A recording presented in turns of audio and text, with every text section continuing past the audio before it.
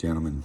Hey, I'm sorry that I'm not here this week for our big game. In fact, but I'm actually recorded this a week earlier. Actually, you probably tell by my black shirt. I actually recorded it right after our team meeting last week. So proud of us for the victory where we fought last week. But I'm telling you that there is something else that now is in front of us. Let me give you this Bible verse. It's Proverbs 29:18. I'm reading from the New International Version. Proverbs 29:18. It says, "Where there's no revelation, people cast off restraint, but blessed is the one who heeds wisdom's instruction." In fact, then another version says that without a vision, people perish. This has to do with understanding what is set out in front of you.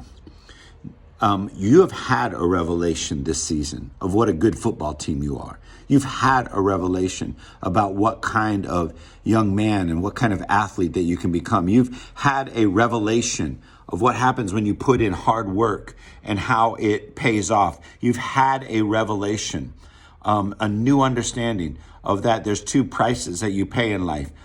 You pay both are going to be required. One you pay on the front end, the other you pay on the back end. Discipline you pay on the front end. Regret you pay on the back end. And we've lived our lives this entire season trying to be disciplined. We understand the importance of instruction. Now here's what's happening that I want to encourage you in. Now's not the time to start kind of freelancing and kind of trusting yourself.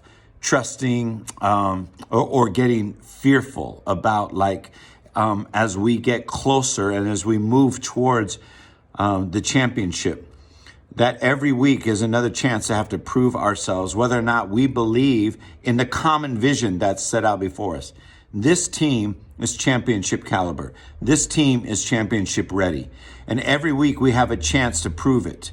And when the opposite is true, where there is no revelation or where there is no vision, another translation says people perish. Like you just die, you wither up. But because we've had a revelation of what it takes to be a champion, and because we have a vision, something set in our minds that we are a championship team and we're headed in that direction, then we live within the boundaries and the restrictions, within the rules and the game plans that have been laid out for us. We trust our training. We trust our coaching staff. We trust and depend on each other.